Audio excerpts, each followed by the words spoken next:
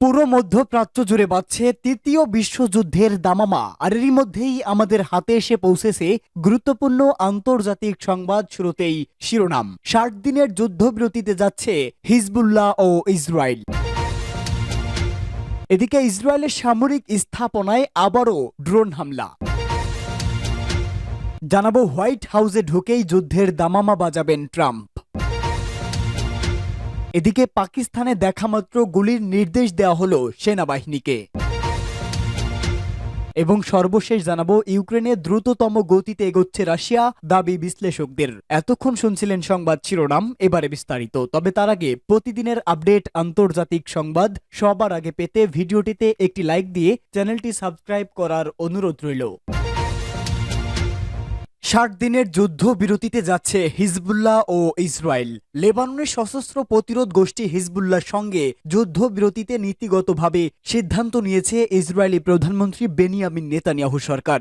Israeli মিডিয়ার বরাতে কাতার ভিত্তিক গণমাধ্যম আল জাজিরার এক প্রতিবেদনে জানিয়েছে ইসরায়েলের প্রধানমন্ত্রী বেনিয়ামিন নেতানিয়াহু মন্ত্রিসভার এক জরুরি বৈঠকে এই নীতিগত সিদ্ধান্ত নিয়েছেন।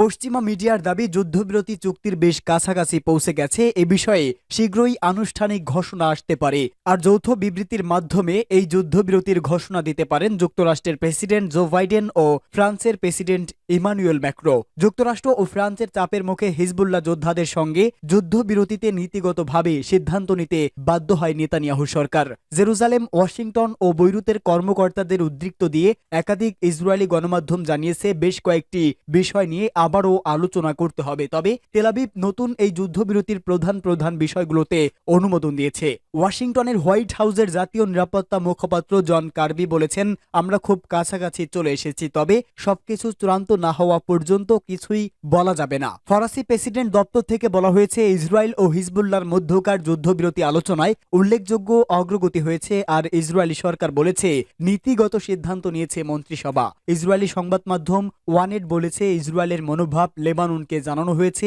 গত সপ্তাহে হিজবুল্লাহ প্রধান নাইম কাশেম নাবিবেরি মধ্যস্থতার মাধ্যমে তাদের প্রতিক্রিয়া জানানো হয়েছে। নাইম কাশেম আরো বলেন, বল এখন ইসরায়েলের কোর্টে। এছাড়া লেবানন সরকার ও হিজবুল্লাহ জানিয়েছে ইসরায়েলের সঙ্গে যুক্তরাষ্ট্রের প্রস্তাবিত যুদ্ধবিরতি চুক্তিও তারা গ্রহণ করেছে। বিশেষ মার্কিন দূত আমোস হোস্টেইন গত সপ্তাহে বৈরুতে, জেরুজালেম ও লেবানন সফর করে সব পক্ষের সঙ্গে বৈঠক করেছে। তিনি বলেছেন, সম্ভাব্য চুক্তিটি নিয়ে এগিয়ে যাওয়ার এটাই শেষ সুযোগ। সম্ভাব্য মার্কিন যুদ্ধবিরতি প্রস্তাব অনুযায়ী প্রাথমিকভাবে ৬০ দিনের যুদ্ধবিরতিতে যাবে ইসরায়েল ও হিজবুল্লাহ। এটাকে পরীক্ষামূলক চুক্তি হিসাবে দেখা হবে। এরপর পরিস্থিতি পর্যালোচনা শেষে যুদ্ধবিরতি স্থায়ী হতে পারে। গেল বছরের ৭ অক্টোবর ফিলিস্তিনের গাজায় ইসরায়েলের হামলা শুরু হবার পর থেকেই হামাস ও ফিলিস্তিনের সমর্থনে ইসরায়েলের সঙ্গে সংঘাতে জড়ায় হিজবুল্লাহ। ১ বছরের বেশি সময় ধরে চলা এই সংঘাত সেপ্টেম্বরের মাঝামাঝি সময়ে তীব্র হয়ে ওঠে। ইসরায়েল লেবাননে স্থল অভিযান শুরু করে এবং হিজবুল্লাহর কয়েকজন শীর্ষ নেতাকে হত্যা করে। নিহত হন হিজবুল্লাহর প্রতিষ্ঠাতাদের একজন এবং সংগঠনটির প্রধান হাসান নাসরুল্লাহ। ইসরায়েলের সামরিক স্থাপনায় আবারও ড্রোন হামলা। মধ্যপ্রাচ্য জুড়ে ১ বছরেরও বেশি সময় ধরে চলছে সংঘাত ও অস্থিরতা। ইসরায়েলের এই সংঘাত থামাতে দেশটিতে বিভিন্ন দেশের প্রতিরোধ যোদ্ধারা ড্রোন হামলা চালিয়ে আসছে।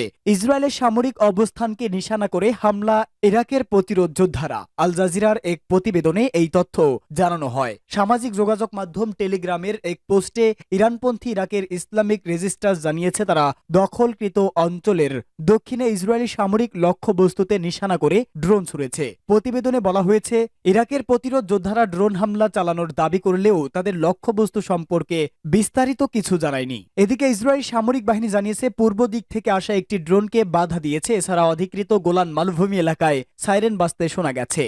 ইউক্রেনে দ্রুততম গতিতে এগোচ্ছে রাশিয়া, দাবি বিশ্লেষকদের। রুশ বাহিনী ২০২২ সালে ইউক্রেনে আগ্রাসন শুরুর পর থেকে সবচেয়ে দ্রুত অগ্রসর হচ্ছে বলে দাবি করেছে বিশ্লেষকরা। গত ১ মাসে রাশিয়া বৃহত্তর লন্ডনের অর্ধেক আয়তনের সমান এলাকা দখল করেছে বলে বিভিন্ন প্রতিবেদনে দেখা গেছে। ব্রিটিশ বার্তা সংস্থা রয়টার্স এই খবর জানিয়েছে।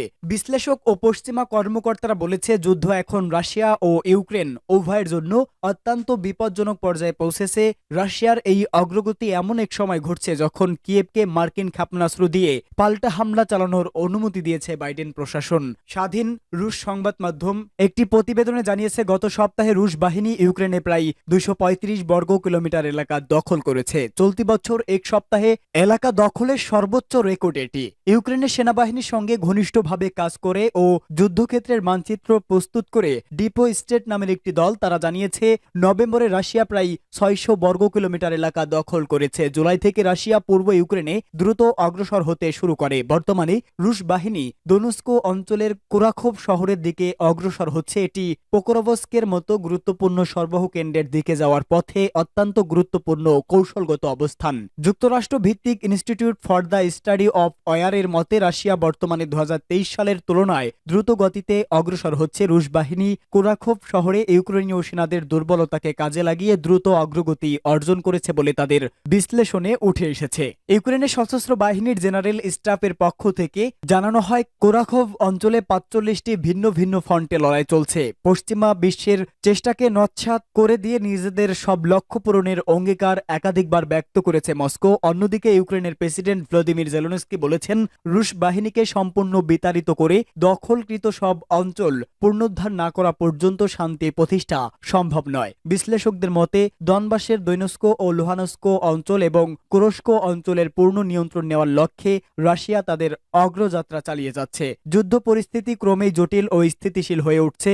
বিশ্লেষকরা বলছে, রাশিয়ার কৌশলগত পরিকল্পনা ও ইউক্রেনীয় সেনাদের জন্য পর্যাপ্ত রসদ সরবরাহের অভাব যুদ্ধক্ষেত্রে বড় ধরনের প্রভাব ফেলছে। হোয়াইট হাউসে ঢোকেই নতুন যুদ্ধের দামামা বাজাবেন ট্রাম্প।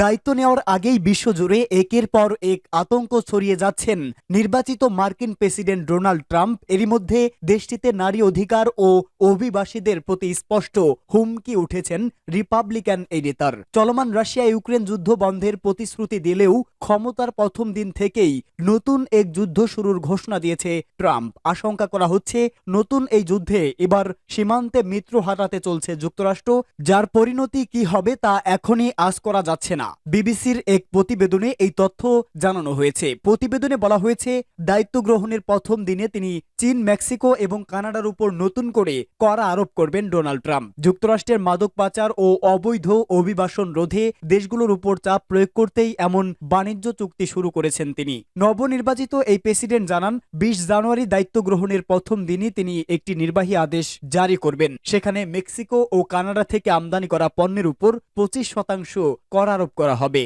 ট্রুথ সোশ্যালে দেওয়া এক পোস্টে ট্রাম্প জানান, নির্বাহী আদেশে জারি করা 25% করের উপর বাড়তি আয় 10% কর আরোপ করবেন অন্যতম প্রতিদ্বন্দ্বী চীনের উপর, যার ফলে চীন থেকে মার্কিন বাজারে আসা পণ্যের উপর শুল্ক দাঁড়াবে 35%। বেইজিং মার্কিন বাজারে চোরাচালান বন্ধ করার বিষয়ে কোনো পদক্ষেপ না নেওয়া পর্যন্ত এটি অব্যাহত থাকবে। ট্রাম্প যদি সত্যিই এমন নির্বাহী আদেশ জারি করেন, তবে তা যুক্তরাষ্ট্রের অন্যতম 3 বাণিজ্যিক অংশীদারদের সঙ্গে দেশটির বড় ধরনের উত্তেজনা তৈরি করবে। এ ধরনের পদক্ষেপ যুক্তরাষ্ট্রের সঙ্গে মেক্সিকো ও কানাডার বাণিজ্য চুক্তির লঙ্ঘন বলেও জানান বিশেষজ্ঞরা। ট্রাম্প জানান, মেক্সিকো ও কানাডার উপর এসব কর ততদিন পর্যন্ত থাকবে যতদিন এসব দেশ মার্কিন ভূখণ্ডে মাদক ও অবৈধ অভিবাসী প্রবেশ ঠেকাতে প্রয়োজনীয় পদক্ষেপ গ্রহণ না করবে। এসব সমস্যার সমাধান না করলে বড় মূল্য পরিশোধ করার একটি উপযুক্ত সময় বলে মন্তব্য করেন ট্রাম্প। ওয়াশিংটনে নিযুক্ত চীনা রাষ্ট্রদূত জানান, বেইজিং বিশ্বাস করে চীন মার্কিন অর্থনৈতিক ও বাণিজ্যিক সহযোগিতা পারস্পরিক লাভ অনুসারে